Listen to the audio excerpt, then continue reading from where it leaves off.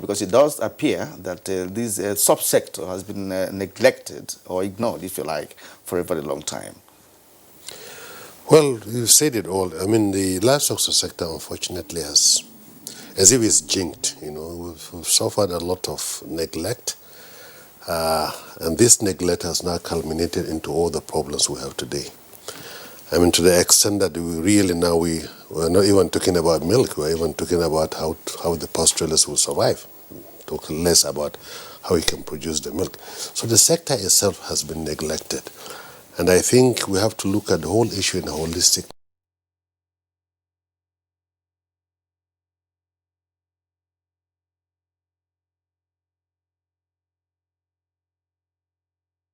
of poultry success stories that we can replicate with the livestock, but unfortunately with the cattle rather, unfortunately we're not being able to do it. You're right.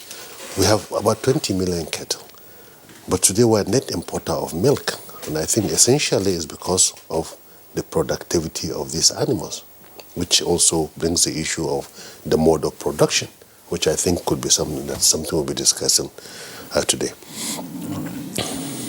Okay, let's get the views from Dr. Kwasari.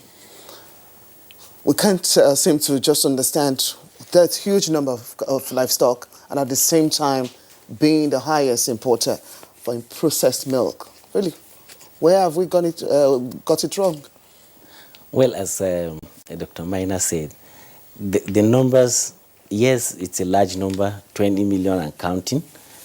But what is the total output of this number? What is the productivity per cow in terms of dairy cow?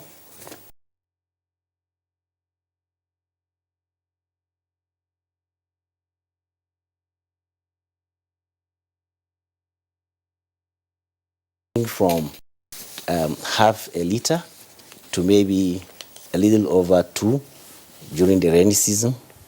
This should be the average production of milk per day of a typical Nigerian dairy cattle, which is largely the white Fulani or the Bunaji. So the number might seem significant, but the productivity is abysmal. So we got it wrong. If you ask me how did we get it wrong? I mean, we got it wrong through the neglect that Dr. Maina said. So this sector has just survived, barely survived because of its own internal resilience or the resilience of the people that are concerned with it, not because it has been positioned through appropriate interventions or through appropriate enhancements, such that then you can equate the number to the output per cow per day. So today we are still or worse off than maybe 30, 50 years ago, the performance of our dairy cattle. So this is what we have today. So that is why we are still this net importer, and while we can count this number of 20, 22 million cattle in the country. Okay, well, I could say knowledge is power, and if we have researches being done here and there to actually bring on intervention into this sector, then definitely we shouldn't be where we are today. Yes. So perhaps we're taking the next question to the Executive Director. We earlier introduced him from Lagos, Professor Clarence Lakmini. You're the Executive Director, National Animal Production Research Institute at Ahmadu Bello University, Zaria. What have we done differently over the years, and why are we still where we are in terms of milk production, dairy production generally, despite the huge number of livestock?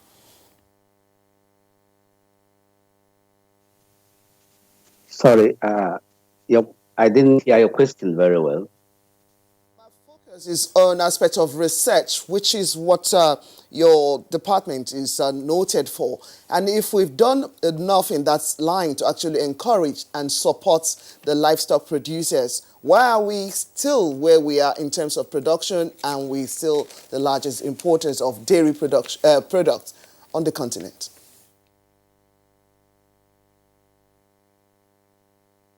Well, the portion of your question which I had is probably the contribution of research towards improving the dairy production. As my colleagues in the studio have said, the indigenous breeds, which are the Bonaji, the Sokoto Gudali, and others, are poor milkers. And they do not produce as much milk as the exotic breeds. In terms of trying to improve them, we have tried to crossbreed with exotic breeds of cattle so that we can have crossbreds that will produce more milk than the 1 or 2 liters that the indigenous breeds are producing. With the crossbreds, we're able to raise the milk yield to about between 10 and 15 liters. But the technology is not adopted by the pastoralists who are the major livestock farmers in the country because they are not sedentary. And the innovations are such that people, the producers, have to be sedentary for us to be able to make the innovations available to them. I don't know whether I've answered your question because I didn't hear your question clearly, and I don't know whether you're hearing me clearly either.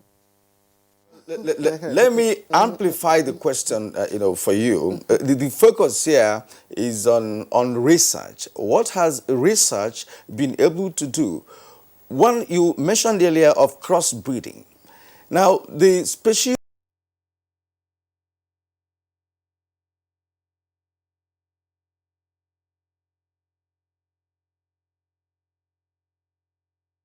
Israel, Kenya, as my colleague mentioned earlier on, these countries have moved the steps ahead in terms of the type of species that they have that have a high yielding capacity in milk production. So locally here, what has research done in terms of ensuring that we have the right breeds that will yield the milk we're talking about?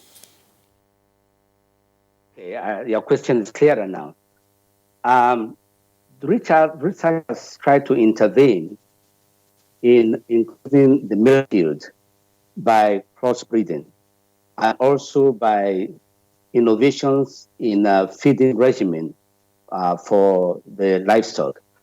The Frisian cattle, which is known to be the highest dairy producing breed, have been imported over time into Nigeria.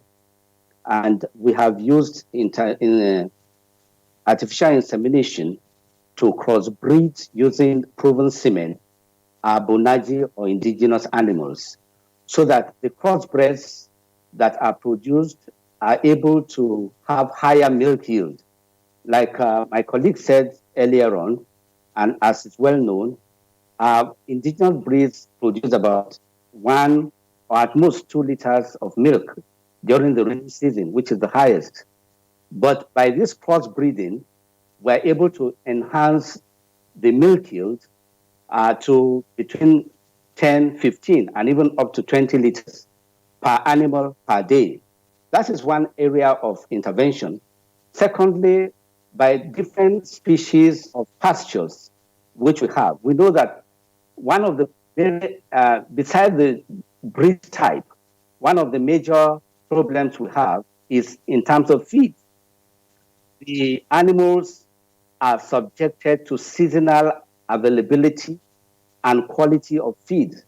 During the dry season, they don't have adequate feeds.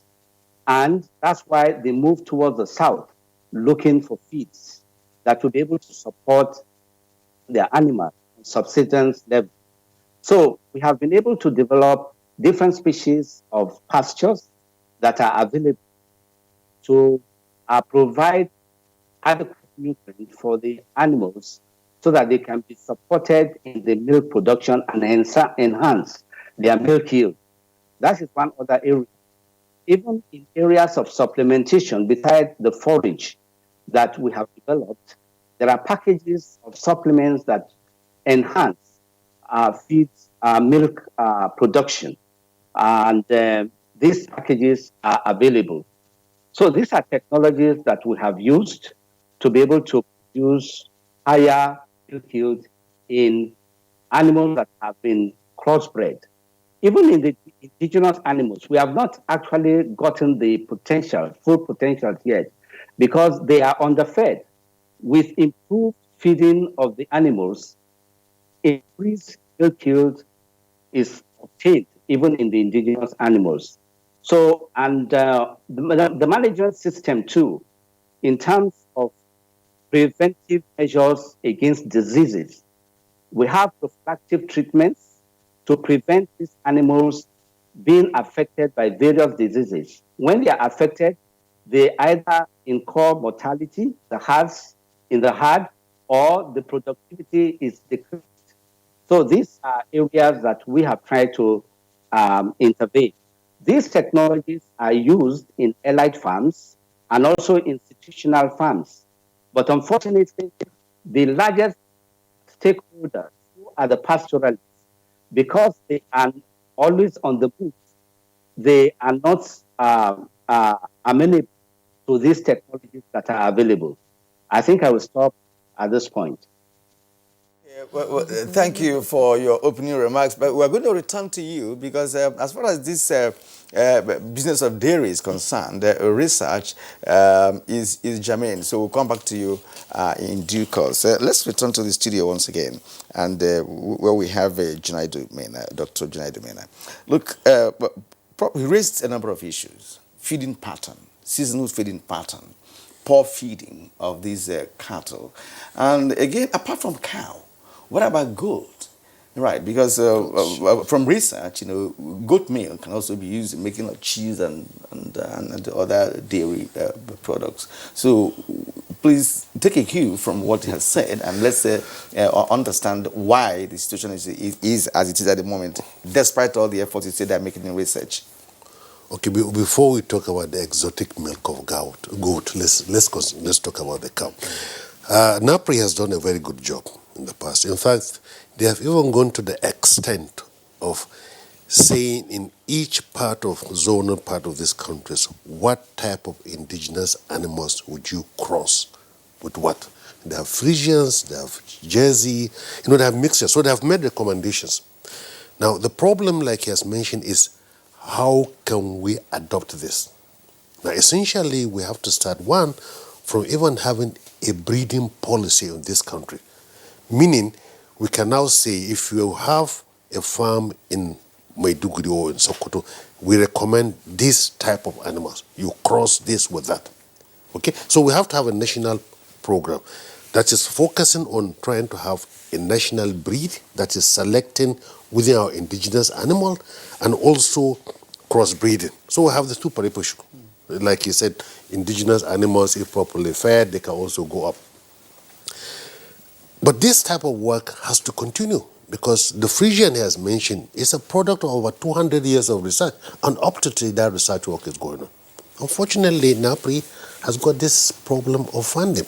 But be as it may, there were cases of where these crossbreds were adopted, mainly in what they call peri-urban areas. If you look at mainly from Abuja here, as you go towards up to Kano, you see farms there. But then around 2013, 2014, when there was this industrial scale of cattle rustling, all those farms animals were stolen. Now the point I'm making is we were now building this elitist group of producers, peri-urban producers, encouraging the pastoralists to settle as an agro-pastoralist, adopt these animals, in fact, produce their own pasture. Then overnight, the animals get completely stolen. I mean, common sense will tell you if I'm in this city, I will also move. You get me? And then we turn around and say, oh, we can't get to him because he's moving. But he has to run away for his own security. The point I'm making, we have to look at this in a holistic manner. Have a policy and then pursue it vigorously. And this is what I think is lacking over all these years. But I think we're thinking about it now. Plus, like the Chinese say, crisis is opportunity and whatever else is the other one, I don't know. But the point I'm making is we're in this situation now that we need to really look inwards. And attempts are being made.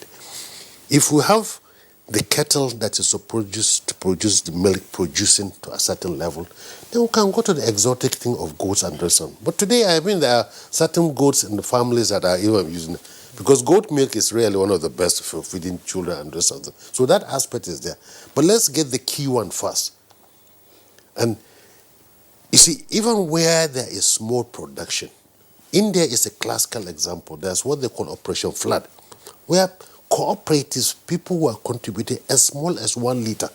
But if you have 20 people bringing 1 liter, you have already 20 liters. And this is exactly what India did. And then they followed this up with the extension service, with the supplementary feeding and veterinary services. So it's a question of really having a program. And it's never late. And unless we do it, we'll continue running around in cycles. Okay, thank you very much, Dr. Gina Dumena. Yes, policies will always be there, but implementing them in the right direction and to the fullest capacity is another issue that we have. You just raised one of the points you raised about maybe if they're actually taken in one particular location, issue of security. Of course, we've had cases of cattle being stolen and rustling all over. But I'm sure this intervention the government is trying to take on now, let's begin to understand it. What possible interventions is the Office of the Vice President looking through the program, agricultural intervention? Well, thank you, Blessing. You see, it's interesting that we are discussing this now. Whichever way we see it, there is need for a systematic way to approach all of the constraints. One is the production constraint. B, that is the system, how we even do the production. Then I would like to view productivity, the low productivity of our cattle, as an output. So you do not expect high milk yield from cattle that is not fed properly, that is not watered properly, that is not cared for properly in terms of the diseases or healthcare services, veterinary the services. strain of moving up and down. Yes, that is it. So that system of production. But policy, as he said, is critical. And in the last 1 year and counting, the federal government has done a lot of work to come up with a national livestock transformation plan. And this is what is important about this plan, that it has looked at all of these constraints and has come up with clear activities and the how to achieve this. Because what Dr. Maina talked about that happened in India, or what the director is talking about, the improvement, yes, both need to be done in a way that fits our own system. Our system today is how do we engender organic transformation through a program that focuses on the pastoralists, using them as the key pilots so that they can adopt. I am not against having elite farmers who have the cross-bred animals or the hybrid animals. But I'm saying is that we will not see what happened in India happen here unless if we focus on the pastoralists who control 95% and above of the national herd, and they are part of a policy program that needs to be implemented. And implementation is the issue. Here is what the National Livestock Transformation Plan offers. It offers a win-win for the pastoralists. It offers a win-win for the crop farmers. It also takes into account the security that is needed. What he said, you keep some few improved breeds and cattle rustlers or bandits come and they cut them away. This also is taken care of in this program. So unveil this plan or this proposal to us. This proposal is a proposal that was developed after extensive dialogue and consultation. Actually, this program started in 2016, some policy dialogue to understand what should be the key areas that government should focus on should we attempt to transform livestock in this country. And then by 2017, we were clear that the way to go is A, try to handhold the pastoralists through classical extension work that Dr. Maina mentioned to teach them how to adopt modern technologies willingly. So the plan then said we need to teach them if ranching is the way to go. We need to ranch through innovation, considering the fact that all of the low productivity we are talking about today is a result of many factors. Low feed, poor feed, low genetic material of our cattle, the movement, the system of production. So the National Livestock Transformation Plan proposed, after consulting with the pastoralists, that we need to demo how to ranch, and ranch in sizes that reflect the hard sizes of our pastoralists, and came up with 4 models. And these 4 models are to have a ranch in a cluster for 30 cows, for 60 cows, 150 and 300. This really represents over 70% of the average herds that you see moving around today. Then find a location. And we said the best place will be the gazetted grazing reserves. Because of the conflicts associated with the pastoralists and crop farmers today clashing over resources of land, water, and pasture, we then said you need to use the public lands within the gazetted grazing reserve, demonstrate by setting up infrastructure for these sizes of cattle, of ranches, then do advocacy to allow pastoralists to contribute the cattle as equity. So work with them to say, okay, we want to participate. I am Andrew, I want to participate. I'll bring in 30 cows. Maybe Minor will bring 150 and you will bring the 300. Then, that is the ranching model. Then do non-ranching options, 1, 2, 3, that will also keep the other non-ranched pastoralists within the same gazetted grazing reserve to learn from their brothers who are participating, while government remains focused, coordinated to explain, to manage, to train. And this plan is a 10-year. If we can demonstrate ranching for pastoralists from within, and they are participating, and then we keep the other pastoralists around by supporting them with water, pasture, and supplementary feed. In 24 months, we are so sure that we will get early adopters. Because the challenge is, pastoralists seeing ranches as an elitist approach to modernization. Okay. However, it is now existential, because the crux of the matter, the factors that drive this conflict, if you remove other ethnic and religious and political undertones, is really resources. There is competition for resources that get scarcer by the day: water, land, and pasture. So how we manage this through innovation, how we manage it through hand-holding our pastoralists to adopt ranching that is best fit to their own hardship, will transform the livestock sector. Then you can talk about genetic improvement, because any improvement you do on a transient cattle is just exercise in futility. So first thing first, secure feed, secure water, secure land. Land is at the heart of this discussion. So once these people are in a location and then willingly advocate, government should advocate the complete implementation of the National Livestock Transformation Plan, because it takes also the issue of the security. So there are 6 pillars. I'm not cutting you short, but I'd like you just to go further, because the plan is in place at the moment. And That's correct. It sounds good, yes. But it looks a little bit sophisticated, and they require some measure of infrastructure development, and convincing of the pastoralists you mentioned to key into that. And they have an association called Mietiala. We're supposed to have one of them this morning. We hope we will still make it. But what I'm trying to say is the possibility of implementing this to the latter, because it is physical.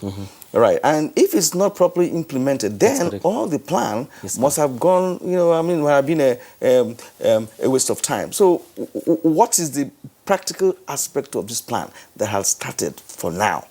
Kirian, what has started for now, if you ask me practically, is the consultations. The consultations to sell the plan. The good thing about this plan is that the group you mentioned, the Mietiala Cattle Breeders Association, MACBAN, they have been in the center of this. This plan is actually built with them.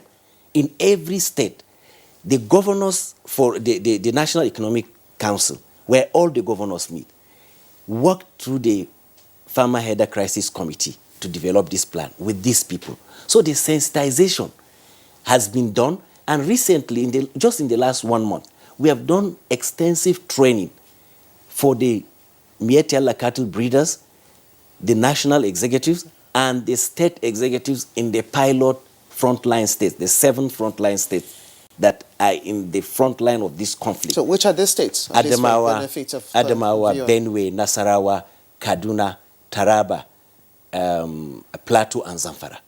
And we have trained both AFAN, the All Farmers Association of Nigeria, executives at the national and at the state level, and we've trained MACBAN to understand that this plan speaks to the aspirations of their members. And then the next thing that we need to do to avoid all distractions is to move quickly with the state government, because what the federal government has done is to fashion out the plan that is overarching, is national. But then you have to work with the states.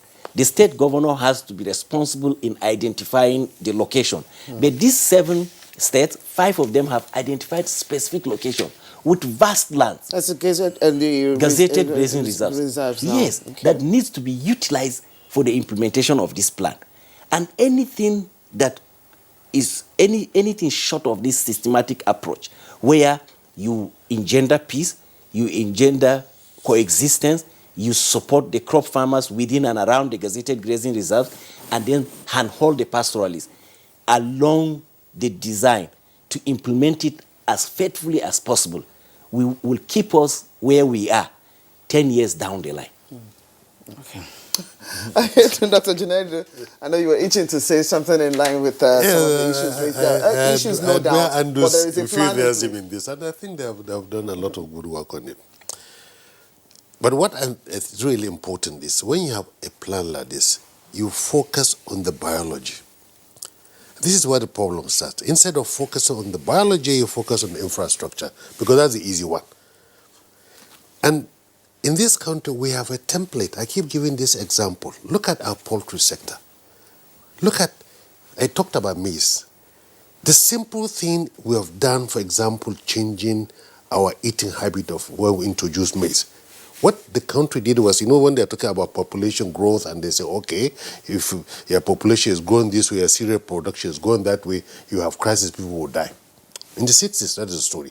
And of course, people looked at it and said, let's look for something that can really produce enough food for our people. And Nigeria said, okay, what do we get? We get maize. They introduced maize. People in their 50s now think maize is indigenous to Nigeria. It's not. It was introduced in the 60s. The point I'm making is, what happened is the country made a political decision that one is going to increase maize production. That is number one.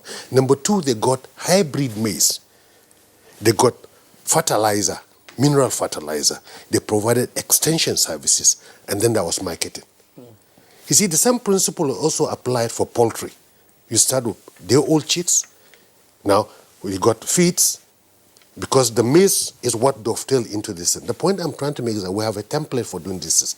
And I think this is what technically Andrew is describing. But the problem has always been, if you focus on the infrastructure as against the biology. Look, the pastoralist, he sees his herd as not a source of meat.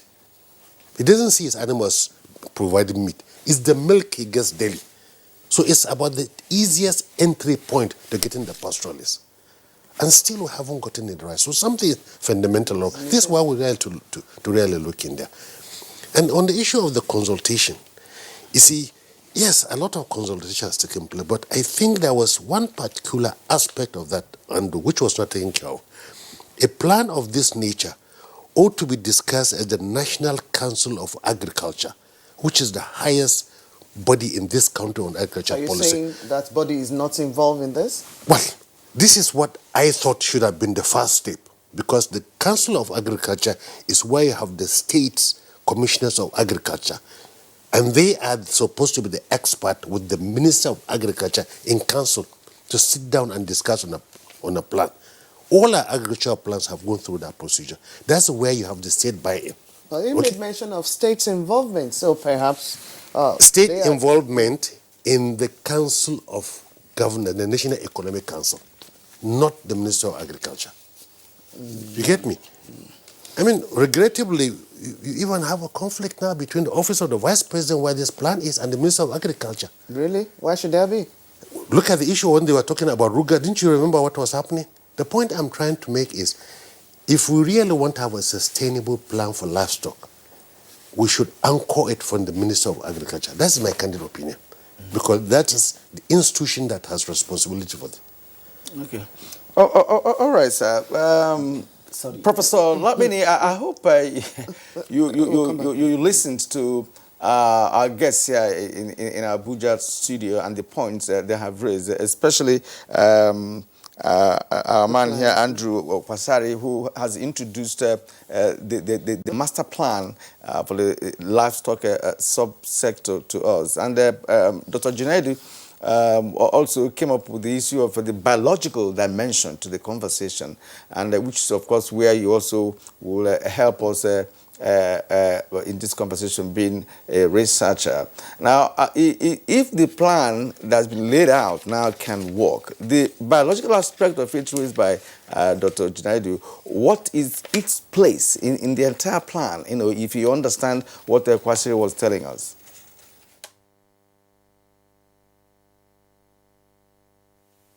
Sorry, what is what? All right.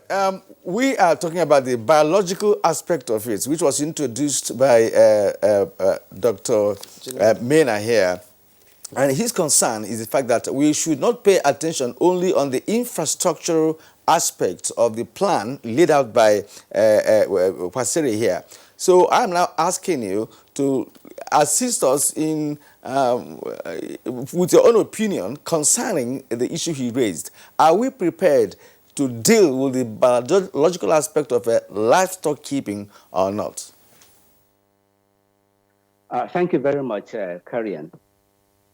The Institute is supposed to making its contribution towards the infrastructural development within the National Livestock Transformation Plan. For livestock, like I said earlier on, the major thing, the first and primary thing is the feed. And the clashes are as a result of contestations on resource, particularly on land and feed.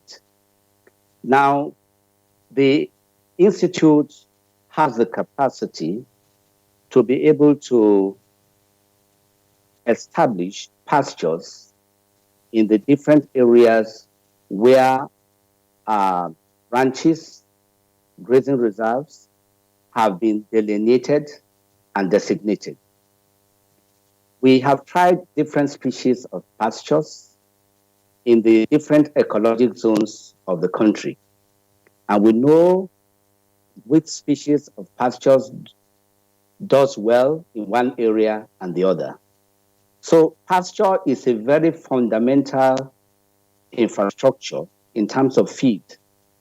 Now, if you are going to preserve your pasture, there has to be delineation and demarcation of the area, which we also have expertise in.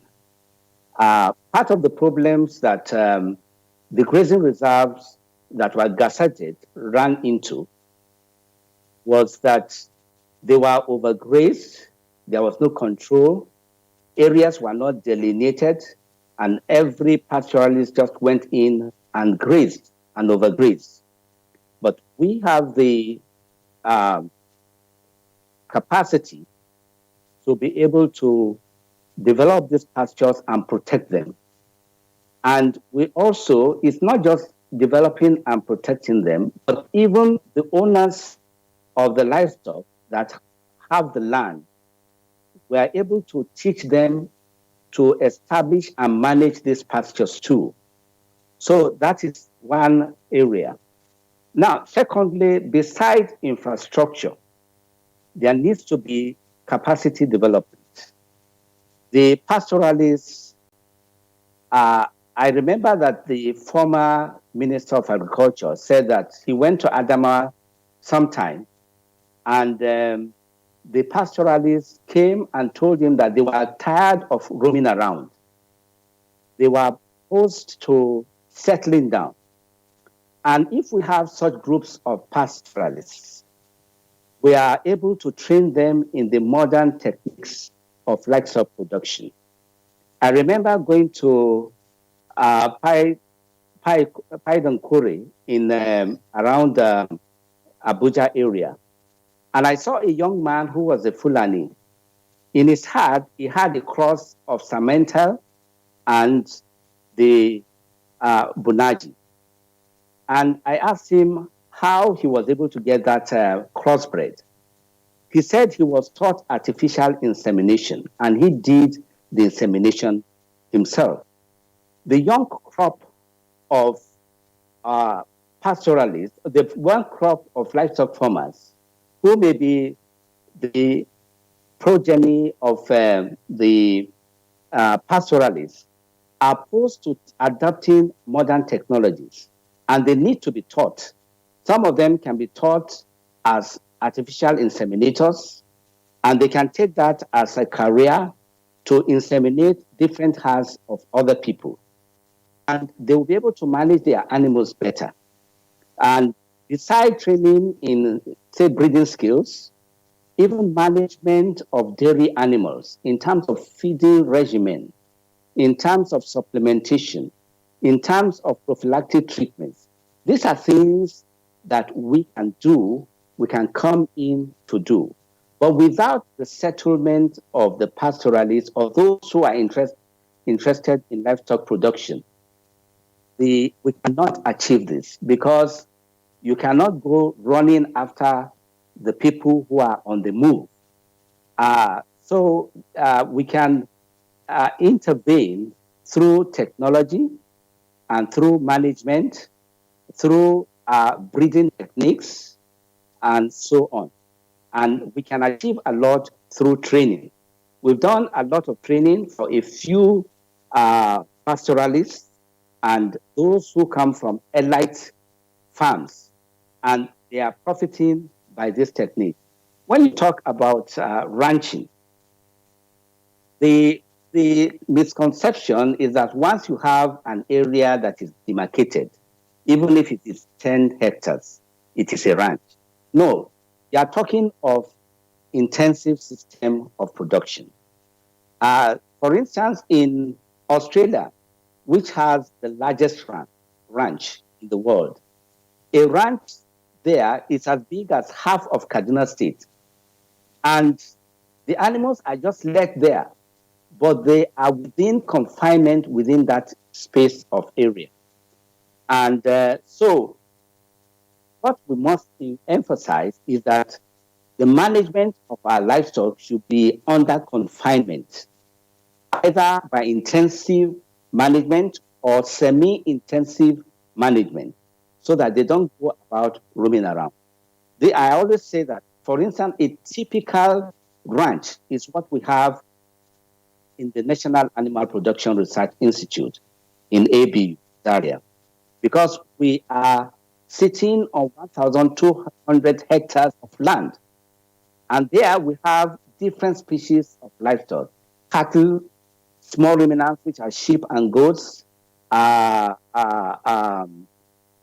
other species, even pigs, and so on and so forth. We don't allow animals to go out. That is what a ranch is supposed to look like.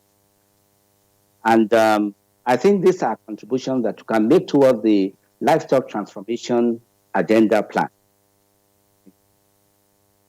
Professor Clarence Lapini, will still come back to you in the course of the discussion. When Dr. Mina was raising some concerns concerning your plans, there are dissenting outlook, no doubt.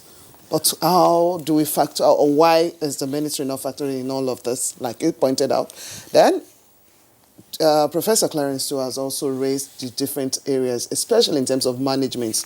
How is this being worked out? Well, thank you. First of all, let me be clear about the issue of engagement of Federal Ministry of Agriculture, because I was seconded to work with the Vice President from the Ministry of Agriculture. So Federal Ministry of Agriculture owns this plan. And in fact, the Minister of Agriculture and the Minister of Interior are members of the National Economic Council Committee on Farmer Header Crisis that developed this plan.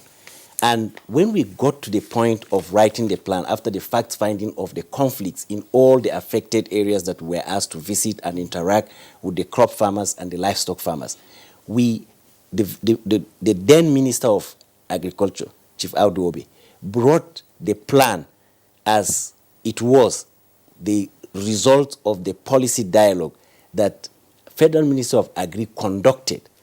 And that plan, we took it and added and fine-tuned it in line with the aspiration of Nigerians that were affected by this conflict and the role that the pastoralists want to see clearly outlined and the crop farmers want to see clearly outlined.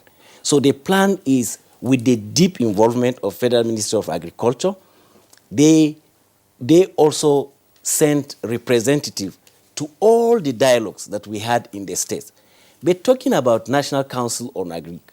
So this is how it worked when it comes to policy. The agriculture promotion policy, which is the policy that the first tenure of President Muhammadu Buhari's government articulated for agriculture by Federal Ministry of Agriculture, had given impetus, which was approved by the National Council on Agriculture. And I was at that meeting in Kano. So that policy is from 2016 to 2020. If you go to the agriculture promotion policy on the subsector livestock, it clearly showed what needs to be done in order to improve livestock productivity and to modernize it. So we went to that subsection of the overarching sectoral policy and took the constraints that were relating. So what the National Livestock Transformation Plan is then, it's a clear strategy that now outline how you achieve what has been approved within the overarching agriculture promotion policy of the country, 2016 to 2020. So fleshing out and getting the themes, the thematic areas, and the implementation guidelines. So it's not as if it's something not in different discordant at all. policy But is if being. Federal Minister of Agri wishes that for the strategic plan, the 10-year plan, which is an implementation component of the agriculture promotion policy, they need to take it again back to agriculture, National Agri Council. I think nobody will oppose to that. And really, Federal Minister of Agriculture should be in the forefront of discussing this policy, because I know that they have been involved all through, and their staff are permanent members that go to do this consultation. Okay. I think the point No has problem. been made. No problem. It's noted that everyone should be on board Yes. to actually execute. Dr. Junaidu Mena, you have to agree with him, because you said that the ministry is also a key player in the plan. Okay, perhaps you didn't But get it. gentlemen, I agree. The ministry has played a key role. He knows very well. I was involved in all this, so I know what it is. Okay, at least that settles it. What we want is to ensure that the capacity for which you're trying to look into, which is dairy production, is actually seen into the very, very best of it. Exactly. The point I'm trying to make is perhaps we need to appreciate that animal production is an great activity that can happen in every state of this federation. First of all, I think we have to accept that. Professor Lepani has talked about this ranching thing, because the problem has always, if you notice when he's talking about ranching, he's talking about large area. Yeah. Because, you see, we have this definition of ranching in Nigeria, which means dairy farming, we have feedlots, we have the actual ranching, even stuff. We all call it ranching. But the truth of the matter, ranching is an intensive production system. But dairy, we also call it ranching, which is a very wrong terminology. But be as it may, the point I'm trying to make is that we need Nigerians to appreciate that animal production can take place in every state of this country, so that the production can have a national outlook. Let me give you an example. Netherlands is 33,500 square kilometers. So Netherlands is smaller than Benue State. Okay? Netherlands had 4.2 million cattle. They have 1.6 million cattle producing milk. Netherlands today is a lead in dairy. We all know it. Yeah, So the number one. point I'm trying to make, this is an economic activity that can take part in every state of this federation. And has been deliberately And this planned. is where the Council of Agriculture comes in. Comes in. I'm not against the pilot. Of course, we have an emergency, we should do that. But let's look at the long term. Because honestly, cattle need to have a federal character Yes, in this country. And they are. Because there are settled pastoralists in Uyo, in the east, they're all there. So since the technology, we veterinarians have been able to make the animals stay year-round in every part of this country, let's go one step further and intensify this production in every part of this country. Anyway, and this once land we have some can be a- pilot states, definitely. All right, gentlemen, we have been discussing the possibility of having a livestock system that will help improve dairy production in Nigeria. But the truth of the matter is that we have been importing for a long time now, both milk and already made dairy products from outside Nigeria. And we are going to go towards that direction. We're also going to talk about the contribution of the local marketing system. You see all these Fulani women carrying their canoes and all of that. We'll go into that, but that will be when we return from this short break. We The also have program is reactions. still, Good Morning Nigeria. Do stay with us.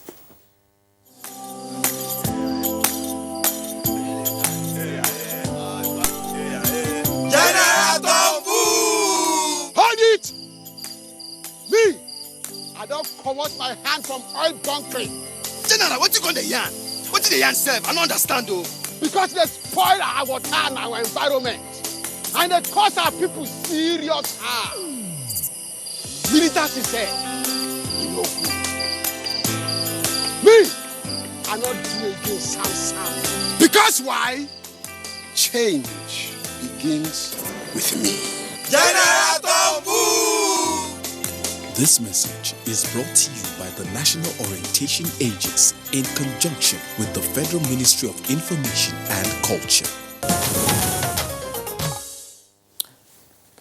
The program is still Good Morning Nigeria, and we're taking a look at Nigeria's capacity for dairy production. Yes, we have the cattle, we have the large livestock, but then the production capacity is still very low. And for us to be importing large numbers of dairy products is a great concern to the government, even as it is for us on Good Morning Nigeria today. That is why we're taking a look at that. But we have some reactions already. We'll take them in a short while. But let's return to Lagos, where we still have Professor Clarence Lakwini. Yes, we talked about issue of ranching, which will need the expense of land, no doubt. But already from the plans that has been looked into, as presented to us from Dr. Kwatari this morning, what other constraints do you foresee in some of the things that have been laid out, especially curtailing our own production, which is still very low as compared to what we have with some countries we cited as an example? Yes, we've talked about the Dutch, we've talked about Kenya, we've also talked about Israel. What is it that is differently done in those countries that we still need to pick up?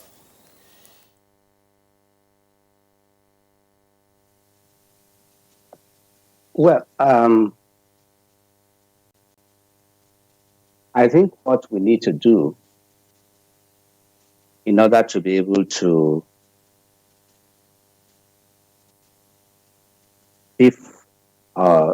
build up the yield of milk is, like I said earlier on, improving the breeds. This is what other countries have done in Brazil, in India, which have the largest cattle population in the world, and Israel too. We have to be able to develop our own breeds that will improve the milk yields, and this takes time. And the issue of banning the importation of milk or dairy products into the country, I think we have to be cautious because it's not like crop. Crop, you can crop cereals even twice in a year and be able to boost the productivity, the production of the nation within 1 year or a couple of years. But because of the long gestation period of livestock, it is not easy to be able to increase milk yield in a very short while. I want to also state that even the present locally produced milk that we have is not properly harnessed. Most of the milk produced is in the rural areas, and these areas are not easily accessible to collect the milk, cool it, and process.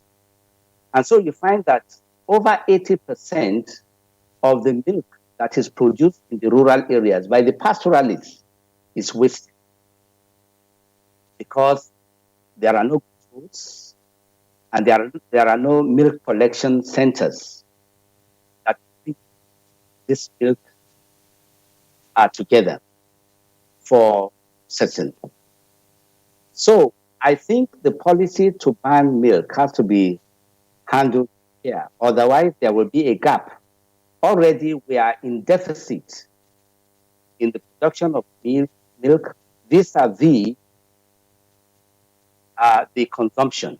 And that's why there is this importation. So it has to be done strategically so that there will not be a deficit. The deficit will not be increased. If we ban milk without having adequate supply within the country, there are dangers that there will be smuggling of milk from other places outside this country. And that will increase the cost of milk that is available for the consumers. We already don't have enough milk. We don't consume enough milk in Nigeria. And having less of the milk available within the country or higher cost for it will make us more malnourished because more Nigerians will not be able to take milk to meet their nutritional requirements. So I think the ban on milk should be looked at very cautiously. I know the central bank did not say outright that it was going to ban it, but it is in terms of the foreign exchange policy that they want to impose that will discourage people from getting foreign exchange that want to import milk. I also want to say that we should be more vigilant even in the milk that is being imported, because much of the milk that is imported, some of them are expired and they are not consumable in the developed world, and they push it to Nigeria and other parts of Africa. And we are the largest consumers within Africa of milk products like that. So I think there should be some time given to make a transition from increased the low production of milk now to a higher production of milk before we talk about banning milk. Milk has been banned already, but the plan may be in the pipeline. But I can understand that the government thinks that if such move is not made, we may not really get our hearts together to see how we can also begin to do our own local production of milk. We thank you so much for your contribution so far. At this point, some viewers are beginning to respond to this conversation, and we'd like to read out the tweets coming from them. Let's share their own opinion on the issue for conversation this morning on the program. We'll begin with Chris Simeon. He says, in southern Nigeria, dairy production has become difficult due to the present flies, and other dangerous diseases. Okay, from Festus Akimboyewa is this tweet. Nigeria's dairy industry has tremendous opportunities to grow and become the most efficient producers in Africa. Aside the restriction of forex for importation of milk by CBN, government should come up with policy and plan that will encourage local production of dairy products to grow. Omo Bolahon, he says that the country is endowed in several ways. The problem over the years has been the absence of leadership to exploit these potential, largely because of our over-dependence on oil. The dairy has a huge potential to generate massive employment opportunity if properly harnessed. Okay, and it continues. The amount that comes with the value chain alone is enough to increase Nigeria's GDP. The disposable income of those that will be positively affected by its exploits is unquantifiable. Governments, especially at state and local government levels, should take advantage now that local government areas enjoy some sort of autonomy.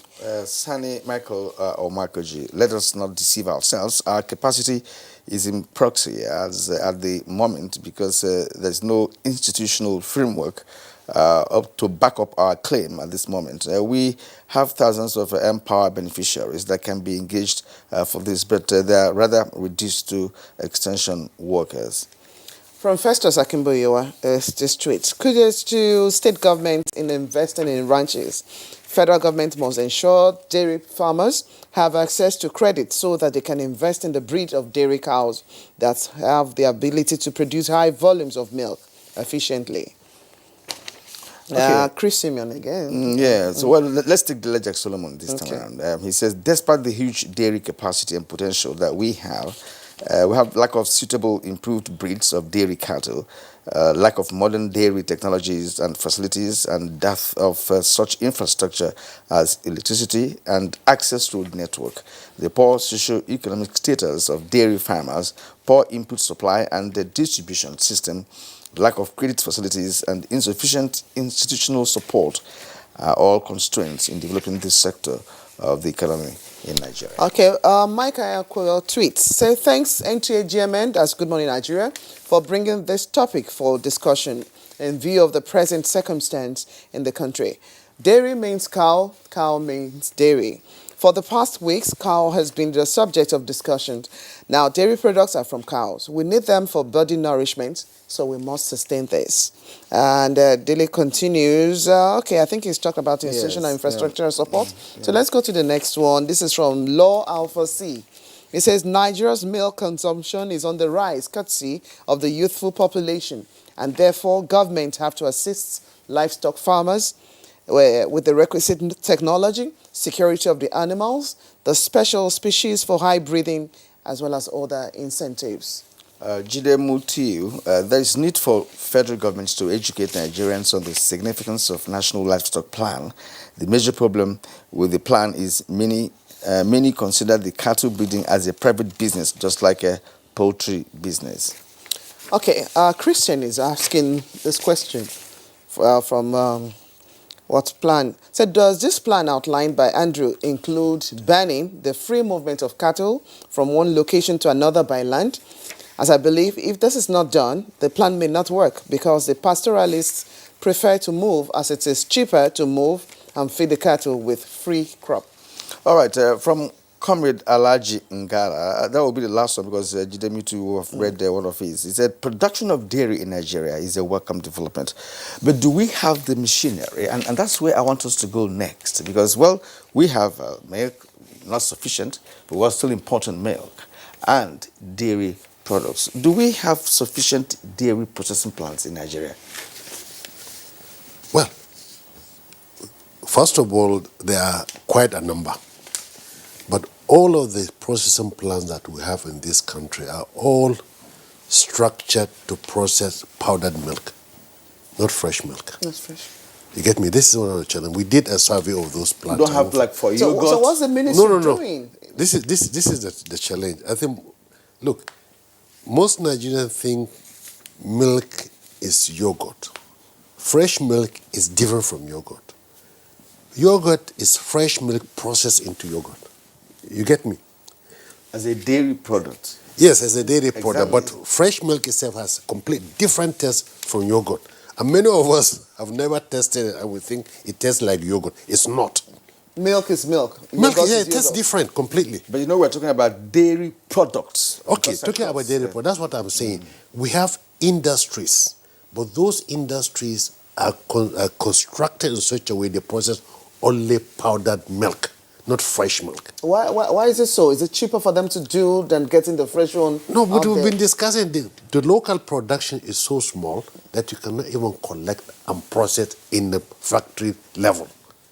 So the first factories that were established were all constructed to process powdered milk. Does it mean we don't have plans for cheese, for chocolate? You Let's know, even for get the milk yogurt? first, You know, because we have yogurt in this country. So are they No, all let's even get imported? the actual milk. People Are need they fresh all milk. imported? I don't know, maybe I think we're not getting each other. You are asking me if there are factories to process milk. Yes. Okay? I said, yes, there are factories. But those factories are constructed to process only powdered milk.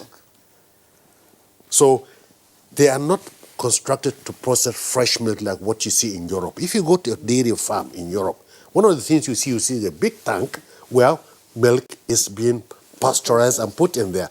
And tankers will come and remove it from there, take it to factories where they make cheese, they make chocolate, they make everything. That is the process. It's fresh to use. Yeah, just but with their unfortunately teeth and all here, that. our local production is not. It's just processed at home. So this idea of taking fresh milk converted into nono is actually a process, but it's carried out at home. But how is that being supported by the ministry? Because earlier on, Professor, like when you talked about most of the milk production itself taking place in the rural populace, because this is where maybe you have more numbers of the pastoralists who will even engage in the little that we get. Yes. What is the ministry doing in terms of supporting that, even at that level? Before we even talk, we're expanding with such plans, beautiful plans. I think it's that's coming in. what Andrew has tried to describe. Over the years, there has all been small little bit of extension services of how to encourage the pastoralists, how to do the milking and make sure it's hygienic, encouraging to boil it because that's one of the first things before they process it into nono. This is something standard which they do. Some of them do. But because of the limited production, really there is actually very little effort beyond this little thing that people do at home. And the little that is produced is all processed and consumed. The total production now we're talking about 600,000. And very little of it is really wasted. So where do we need the greatest intervention now, from your own purview? Where and how do we push this greatest intervention to support whatever loftier plans that are coming? It's from what Andrew has said. Let's look at the small producer and find a way of encouraging him to produce more through crossbreeding, through feeding, through taking care of the health of the animal. Once that is done, then we can collect that milk, we can get sufficient volume to warrant collection, and during the process of that collection, you can now provide additional extension services and processing. But we're not there yet. All right. Okay, Andrew. Thank you so far, gentlemen. Blessing. Let's return to Professor Andrew Lagbeni. Andrew has a No, point. I wanted. Okay, Andrew. Okay, go ahead. Yeah, because it's very important. What capacity do we have today in country? Dr. Miner has said it very clearly. However, recently we have seen moves, particularly by some private sector companies. In Oyo today, there is a private sector company that is building for the first time a large-scale liquid milk factory. Outside of that, all of the major players,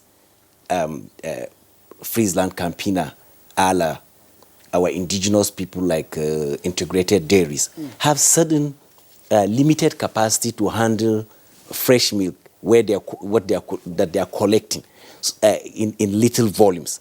But the factory that is being built in Oyo, it's actually the first large integrated dairy factory to deal with liquid milk handling, which is different from powdered milk handling.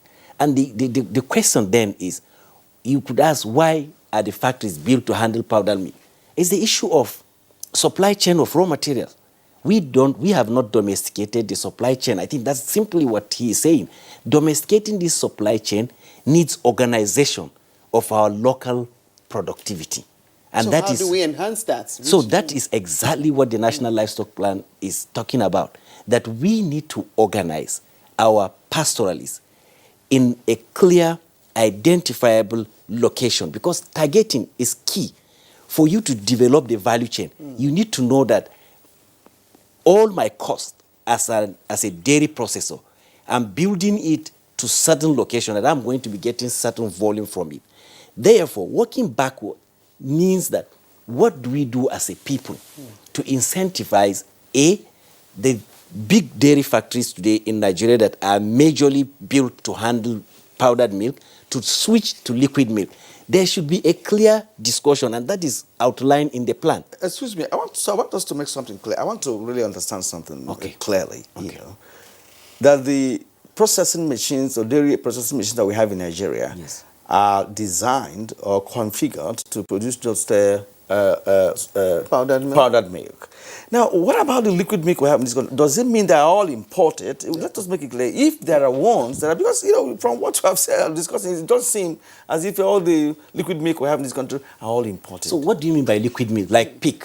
Exactly. Okay, so you're selling market for pig. No, we have okay. I mean, I want to understand here. Yes. So you mean what you have, like canned liquid milk? Exactly. So these are reconstituted, but they are not brought into this country, or they are not sourced within this country as fresh liquid milk that Dr. Maina and I have been talking about, and Professor Lapini. No, these are shipped in powdered or ultra heat treated, and then they are reconstituted. So it's a technology for reconstituting it back to allow you serve it in liquid form. But it's quite different from liquid whole milk from cows. That is directly milk. Yes. That's different. But what about the value chain? Because from the liquid milk, you have the value. It's not part of the value chain that we should be talking about. What you are having is the end product of the value chain, exactly, in form of the liquid milk that you are talking about, the canned one that you see in the market. However, the value chain of milk, starting from milking the cow, is a systematic organization that is not happening, and that the National Livestock Transformation Plan is pushing for. That we need to systematically organize our local producers into clusters where they begin to make sense in terms of volume that becomes attractive. Then we can deal with the issue of how do we then regulate or come up with appropriate policies, whether they are monetary or fiscal. But I'm more interested in fiscal policies, such that it can support the backward integration that we desire. Because the way we are treating it as, okay, we are importing so much milk. That's true. We desire to grow local milk production. That's true. But the how is what we are not discussing, and the how is what the National Livestock Transformation Plan. Let's ask Professor Lakmini in Lagos. Professor Lakmini, what appears to be your final comment on this conversation? What is the way forward? Thanks so much. Well, the way forward is for all stakeholders to work together to promote the dairy industry. The key players, like the manufacturers, I know that a few of them are already wanting to work with the primary producers, who are the pastoralists and the other livestock farmers. I think I watched not long ago, the clip where the executive governor of Kaduna State welcomed a key player in the dairy industry that are working with the Damua group in Kaduna State. The Damua is a settlement of pastoralists, and there are at least 750 households, not individuals, households in that settlement.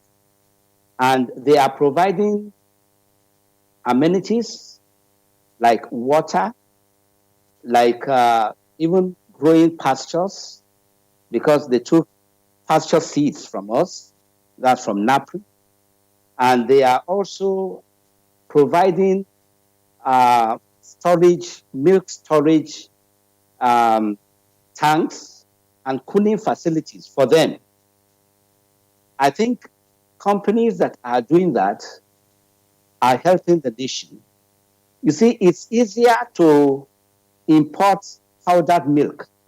Milk is essentially more than 90% water, and nobody will want to import water into the country. That's fresh milk.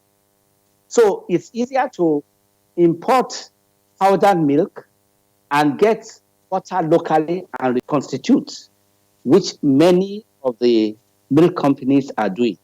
But that does not help the nation. It does not provide jobs for the people. It does not help us to improve on the productivity of our animals. But what some of these companies are doing now, by going to the primary producers and increasing their capacity to produce more milk, I think is the way to go. Secondly, as for the government, I think the policies that have been put in place is creating an enabling environment for those who are interested in dairy production to come in at different value chain points: production, processing, marketing, and so on. The dairy industry is not organized in Nigeria. You can't compare it to the poultry industry. And that is the problem. If all the chains within the dairy industry are organized, I think we have more value for the milk that we're even producing now. And then I believe also the institutes and institutions like ours can help, like I said earlier, through training and also provision of inputs. I said earlier on, like the pasture seeds is a highly specialized area. There are very few that know how to plant and harvest pastures. We have in assisting states like Katsina State, Kano State, and even Oyo State, our staff have been going there to teach and train pastoralists in pasture development and establishment. Thank you very much, Professor Clarence Lakwini, Executive Director, National Animal Production Research Institute, Ahmadu Bello University Zaria. You joined us from our Lagos Center. Thank you for your insights on the program this morning. Okay, quickly, we must go. Talk about the ban. How is that supposed to unfold for us? The ban? Yes, on Forex and yeah, I think importation. there is a restriction on Forex access, or plan to restrict Forex access for the large importers of powdered milk into the country. All right.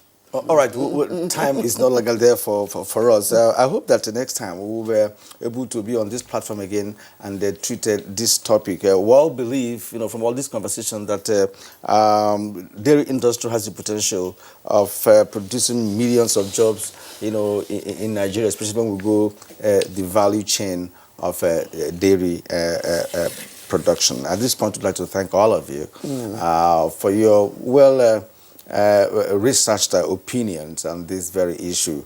Baba Usman, Secretary General, who couldn't join us today. Professor Clarence Lakwini, you have already thanked him for being part of our show this morning. And then Dr. Andrew Kwasari, the Agriculture Intervention Coordinator, Office of the Vice President of Nigeria. And of course, Dr. Junaidu Mena, Livestock Expert and Director, former Director, Federal Department of Livestock. We thank you immensely for being part of our show today. Next is entertainment news.